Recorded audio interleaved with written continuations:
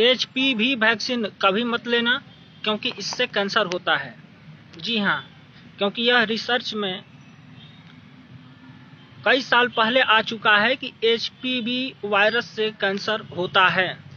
और जो HPV vaccine बच्चियों को लगाया जा रहा है, 15 साल से कम उम्र के बच्चियों को, उसमें HPV नाम का वायरस रहता है। इसलिए इस वैक्सीन को आप लोग कभी मत लेना, क्योंकि इससे कैंसर होता है। दूसरी तरफ ये महाकुंभ का जो मेला चल रहा है प्रयागराज में, वहां पर कई नेताओं का बयान इस प्रकार से आ रहा है कि HPV वैक्सीन को सरकार फ्री में लगवा रही है, स्कूल के माध्यम से भी लगवा रही है, स्वास्थ्य केंद्रों में भी लगवा रही है, ताकि आने वाले दिनों में हमारे बच्चियों को सर्वाइकल कैंसर ना हो सके, किसी भी प्रकार का कैंसर ना हो सके। और इस बात का वो गारंटी ले रहे हैं कि HPV वैक्सीन अगर लग गया किसी बच्ची को, तो भविष्य में कभी भी कैंसर नहीं होगा। ये वो गारंटी के साथ बोल रहे हैं कि होगा ही नहीं। तो इस पर मेरा दावा यह है कि जो भी ऐसा नेता या डॉक्टर या कोई साइंटिस्ट ऐसा बोलता हो कि HPV वैक्सीन का डोज लेने से भविष्य में कैंसर होगा ही नहीं, उसके साथ मैं एग्रीमेंट करना चाह रहा हूं। 10 लाख रुपए का एग्रीमेंट करना चाह रहा हूं कि अगर जितने भी भारत सरकार HPV वैक्सीन लगवा रही है बच्चों को, उन सारे बच्चों को भविष्य में कभी भी कैंसर नहीं होना चाहिए। अगर एक बच्ची को भी अगर कैंसर होता है तो उनको हमें 10 लाख रुपया देना पड़ेगा। और भविष्य में किसी को भी अगर कैंसर नहीं होता है तो अगले ये 20 साल का कॉन्ट्रैक्ट रहेगा, 20 साल के अंदर मैं उनको 10 लाख रुपया दूंगा। और जो ये कॉन्ट्रैक्ट कराएगा हमारे और उनके बीच में, इनको मैं अलग से 5 लाख रुपया दूंगा। तो अगर कोई ऐसा नेता, मंत्री, विधायक और कोई डॉक्टर, साइंटिस्ट बोल रहा है कि HPV वैक्सीन लगने के बाद कभी भी कैंसर होगा ही नहीं, तो आप लोग जरूर उन महानुभावों से बात करिए और हमारे और उनके बीच में ये कॉन्टेक्ट कराइए, ताकि उसमें हिस्सा आपको भविष्य में भी 5 लाख रुपया आपको मिलेगा। जबकि कहने का मतलब यह है कि एनल कैंसर फाउंडेशन ने यह डिक्लेयर कर दिया है कि जो कैंसर का कारण है वो HPV नाम का वायरस है, जिसको ह्यूमन पेपिलोमा वायरस कहा जाता है। तो ये किस आधार पर उसने कहा किससे कैंसर होता है? तो साइंटिस्टों ने इस प्रकार से कहा कि ये जो वायरस जिसके शरीर में पनपते हैं, तो ये ज्यादा मात्रा में शर्करा को खाते हैं, यानी शुगर को ज्यादा मात्रा में खाते हैं।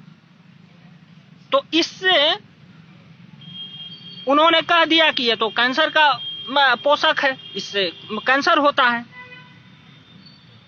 अब उन लोगों से एक मेरा सवाल है कि कई तरह के बच्चे होते हैं, कुछ बच्चे कम खाना खाते हैं, कुछ बच्चे ज्यादा खाना खाते हैं। तो क्या यह कहा जा सकता है कि जो बच्चे कम खाना खा रहे हैं वो बहुत बढ़िया हैं, वो झगड़ा नहीं करेंगे भविष्य में, वो हिंसक नहीं होंगे, वो क्रूर नहीं होंगे? और क्या यह कहना उचित होगा कि जो बच्चे ज्यादा खाना खा रहे हैं वो शांत नहीं हो सकते, वो दयावान नहीं हो सकते, उनमें अध्यात्म का विकसित नहीं हो सकता, दयालु नहीं हो सकते? क्या ऐसा कहना उचित है? तो HPV नाम का जो वायरस है, अगर वो शर्करा ज्यादा खा रहा है तो इसका मतलब ये नहीं है कि वो कैंसर को पैदा करता है। यह मूर्खता भरी शोध है, जिस शोध को हम नकारते हैं, क्योंकि HPV वैक्सीन को HPV जो है वायरस, वो इतना खतरनाक नहीं है। क्यों? क्योंकि दुनिया में ऐसा कहा जा रहा है रिपोर्ट में कि दुनिया में जितने भी प्रकार के कैंसर होते हैं, चाहे लंग्स के कैंसर हो या फेफड़े के कैंसर हो, या ब्लड कैंसर हो, या गर्भाशय का कैंसर हो, या सर्वाइकल का कैंसर हो, दुनिया में जितने भी प्रकार के कैंसर होते हैं और जितने भी रोगी होते हैं उसमें से मात्र 5% व्यक्ति ही एचपीवी वायरस के कारण कैंसर का मरीज बनते हैं। तो ये 5% तो बहुत ही कम है। 95% किसी और वजह से लोग कैंसर ग्रस्त होते हैं, तो उन 95% का कोई तो आंकड़ा दिया नहीं, और ये लेके चल पड़े कि इससे दुनिया में 5% कैंसर की बीमारी होती है, इसलिए इस पर वैक्सीन, एचपीवी वैक्सीन बना दिए। और वो भी एक तरह के वैक्सीन नहीं बनाए, वैक्सीन 6 प्रकार का बनाए हैं, जिसको एचपीवी 16, एचपीवी 18, एचपीवी 31, एचपीवी 33, 45, 52, 58 इस प्रकार से उन्होंने नामकरण कर दिया। और हर वैक्सीन पर उन्होंने ये कह दिया कि ये 15 साल के बच्चियों को लगाया जाना चाहिए, ये 20 साल के बच्चों और के लिए है, और ये 25 साल के युवा के लिए है, ये 45 साल के युवा आदमी के लिए है, और ये बूढ़ों के लिए है। उन्होंने कैटेगरी वाइज इस वैक्सीन को उन्होंने बांट दिया है। और एक वैक्सीन का कीमत जरा लगा लीजिए कि मार्केट में लगभग 2000 से 4000 रुपया के बीच आती है, क्योंकि 6 वैक्सीन का दाम अलग अलग होता है, अलग अलग कंपनियां बनाई हैं। और सरकार बोल रही है कि 1200 रुपया में हम कंपनी से खरीदते हैं एक वैक्सीन एचपीवी की, और वो हम मुफ्त में लगा रहे हैं। किसको? स्कूल के माध्यम से बच्चियों को लगाया जा रहा है, बच्चों को लगाया जा रहा है, 15 साल से कम के उम्र की बच्चियों को। और दूसरी तरफ आपके जो राजा हैं वो बिल्लू भाई से मिलते हैं और कहते हैं कि मैं बजट का पैसा निकाला हूं। किस लिए? भाई एचपीवी पर शोध करवाने के लिए साइंटिस्टों से, और वैक्सीन बनवाने के लिए, और सबको लगाने के लिए। इन्होंने कहा था और किया भी, और लग भी रहा है।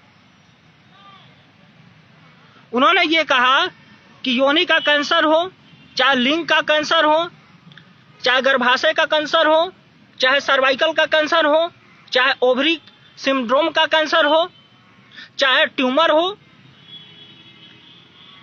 इन सब में प्रभावी है एचपीवी वैक्सीन। क्योंकि एचपीवी वैक्सीन लगेगा तो शरीर में एक ऐसा मेटाबॉलिज्म में इस प्रकार के रोग प्रतिरोधक क्षमता बनेगी जो इन सारे कैंसर सेल को रोक सकती है, मार सकती है, और शरीर को रक्षा प्रदान कर सकती है। ये उन लोगों को कहना है।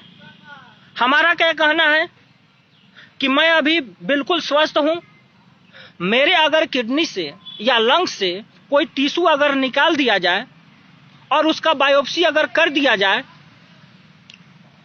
तो यह कोई जरूरी नहीं है कि उसमें कैंसर सेल नहीं होंगे, या फिर बायोप्सी में यह सिद्ध नहीं होगा कि मैं कैंसर ग्रस्त नहीं हूं।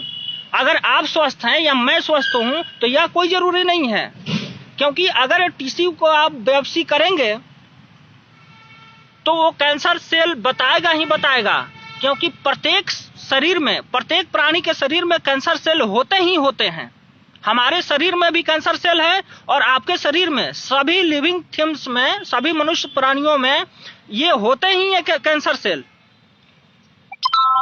अगर कोई ऐसा शरीर का कोशिका है जो शरीर के अनुरूप नहीं है, तो ये क्या करते हैं, कैंसर सेल उसको मारते हैं और खा जाते हैं। इसलिए यह कोई जरूरी नहीं है कि मेरे अंदर वो कैंसर सेल नहीं है, वो कैंसर सेल है और वो आ सकता है।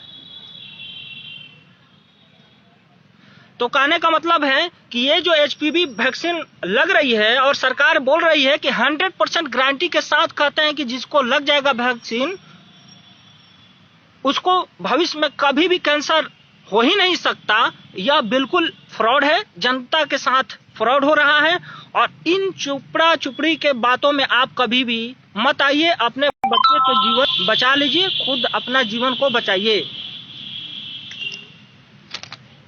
आपने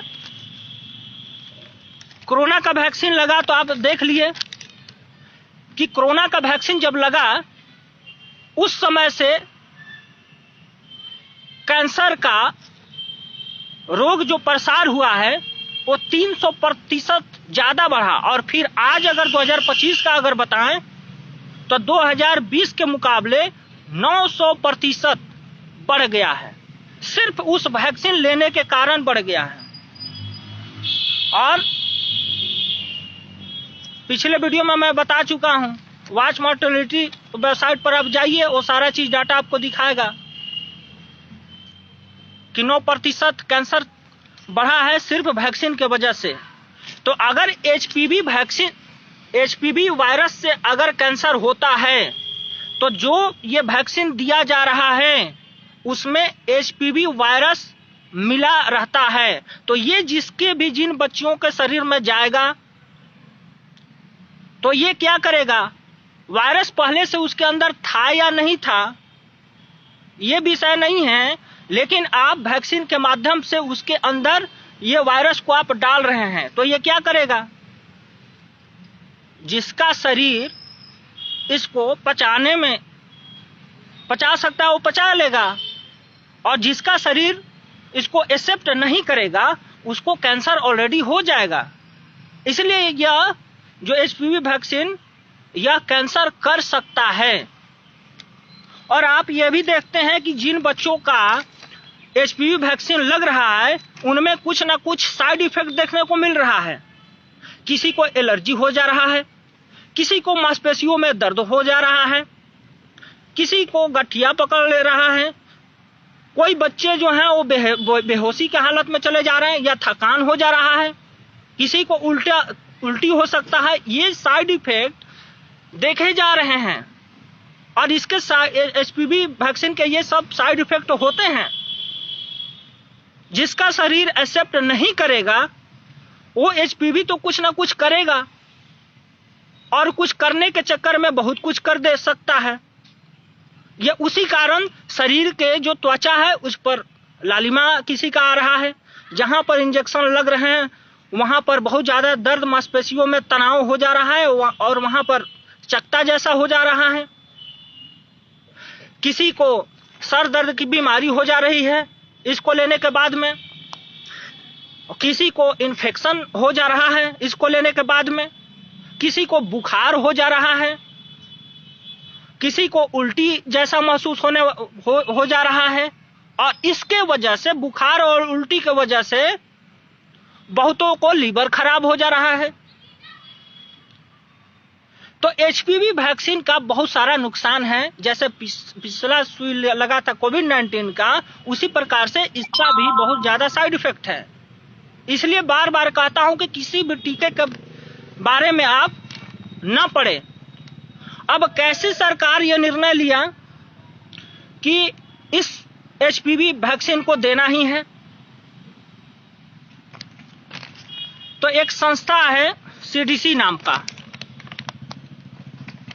centre for disease control and prevention, उसने कहा था अक्टूबर 2016 में कि ये जो एचपीवी नाम की जो वैक्सीन है यह सुरक्षित है और 15 साल के उम्र के कम बच्चों को और बच्चियों को यह लगाया जाना चाहिए।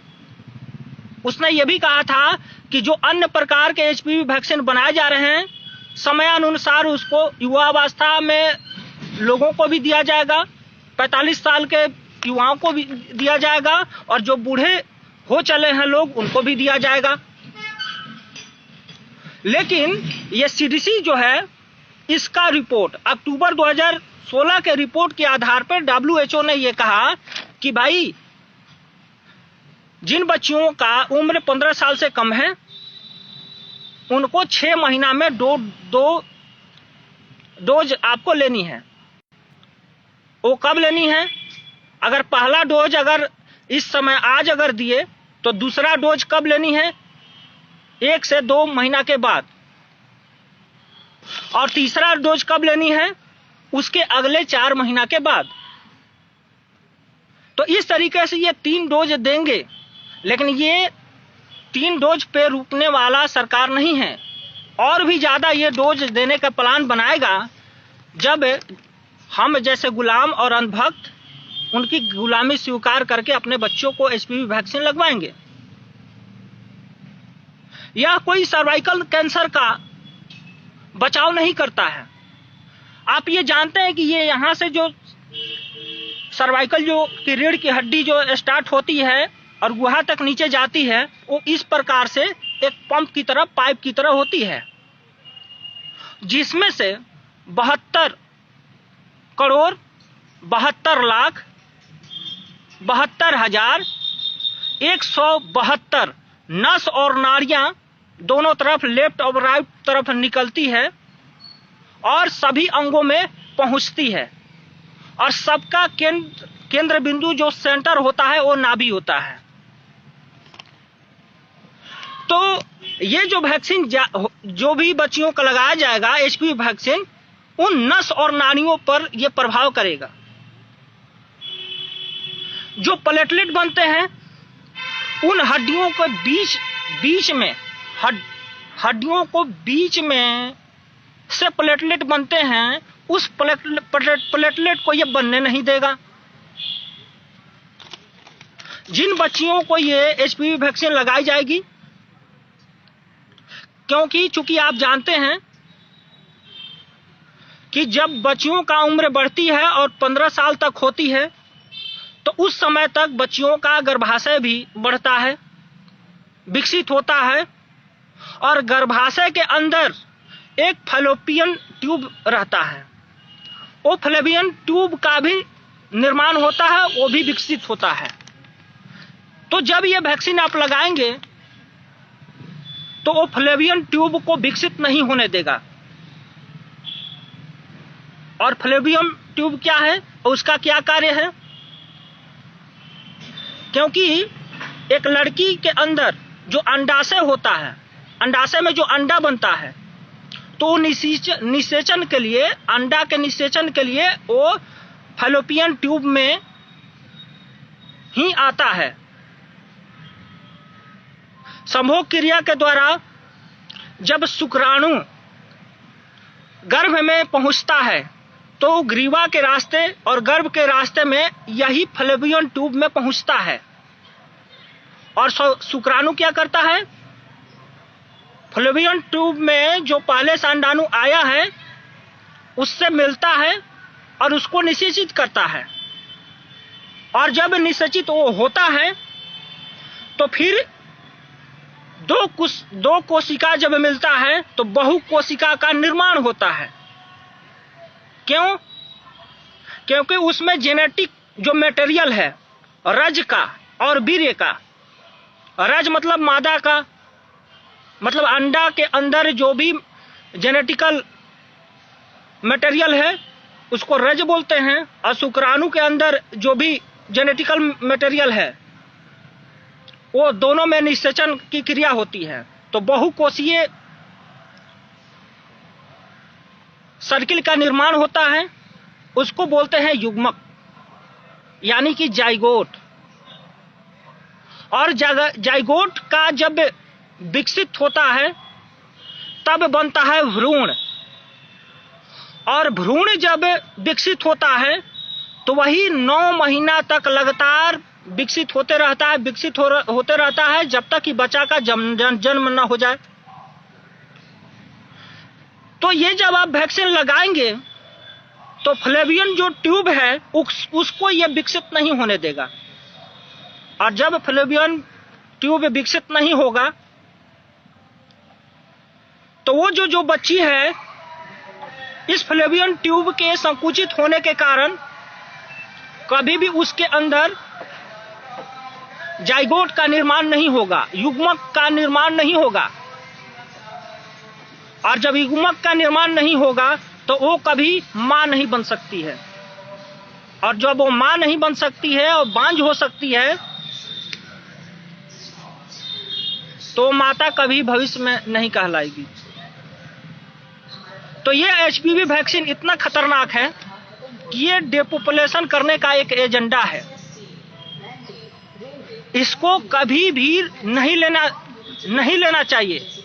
किसी भी बच्ची को नहीं लगवाना चाहिए। सरकार तो ये कह रही है कि ये HPV वैक्सीन लिंग कैंसर को खत्म कर देता है, योनि के अंदर कैंसर सेल को खत्म कर देता है, जबकि इसके प्रभाव उल्टे होते हैं। सरकार अगर कुछ भी कहती है तो उस पर भरोसा ना करें, रिसर्च पर जाएं और रिसर्च क्या कहता है उसको समझें।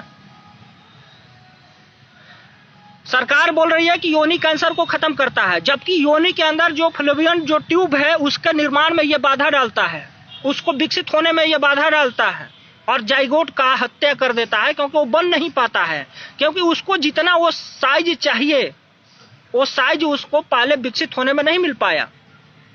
इसीलिए आप देखेंगे कि जगह जगह पर IVF सेंटर अभी खोले जा रहे हैं, कृत्रिम गर्भाधान सेंटर खोले जा रहे हैं।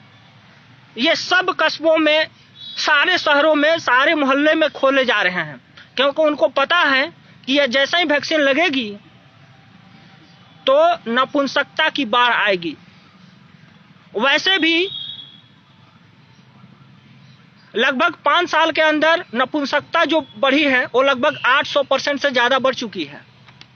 इनफर्टिलिटी जो रेट है वो 800% से ज्यादा बढ़ चुकी है पिछले 5 सालों में।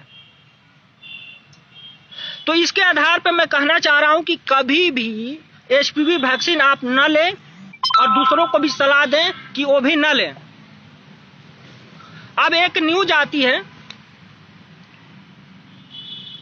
जिसमें यह कहा जाता है कि जो भी मास्टर हैं पढ़ाने वाले उनको तनख्वाह रोक दिया जाएगा, जो भी स्वास्थ्य कर्मी हैं उनका तनख्वाह रोक दिया जाएगा।